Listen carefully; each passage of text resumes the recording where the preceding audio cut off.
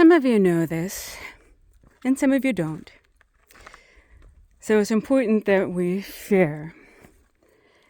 Neuroscientists are now finding that almost all disease begins in the brain with our thoughts. And that sounds a little bit scary, doesn't it? Oh my goodness. How do I change my thoughts, right? It's really incredible that our thoughts create our lives. Have you ever considered that? We can choose thoughts that will lead to either life or death. You know, that's one of the reasons why God tells us in Deuteronomy, choose life. How do you choose life? Agree with Him. The enemy wants to constantly bombard our thoughts with negative thoughts. He's constantly telling us all kinds of yucky, gross things. And we get to choose if we're going to agree with what he says or not.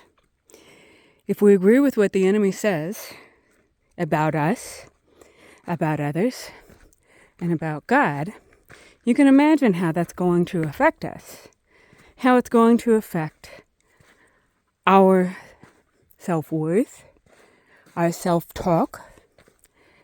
But if we agree with what God says, I love you. I formed you in your mother's womb. And I have great plans for you. Plans to give you hope and plans to prosper you. So if we agree with God and what He says, instead of agreeing with what the enemy says about us,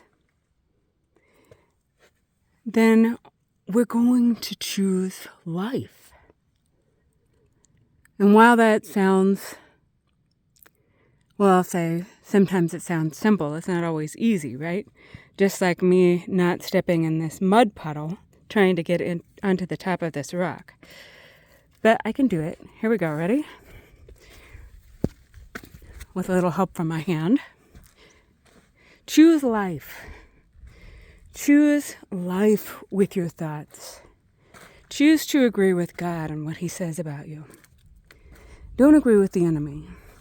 When you have negative thoughts, I can guarantee you, God is not giving those to you. When you have thoughts that God is furious with you or that He doesn't love you, that's not God. That's the devil. God absolutely adores you. Jesus has taken every sin that you ever committed upon Himself.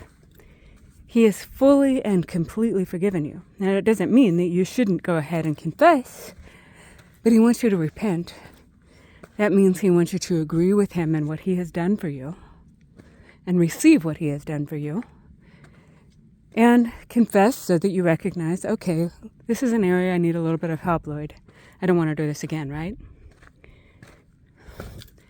Keep going. Don't let the devil get you down. You're going to overcome. God has put you on this path for a reason. He's going to see you through. He who has begun this good work in you will complete it. I promise.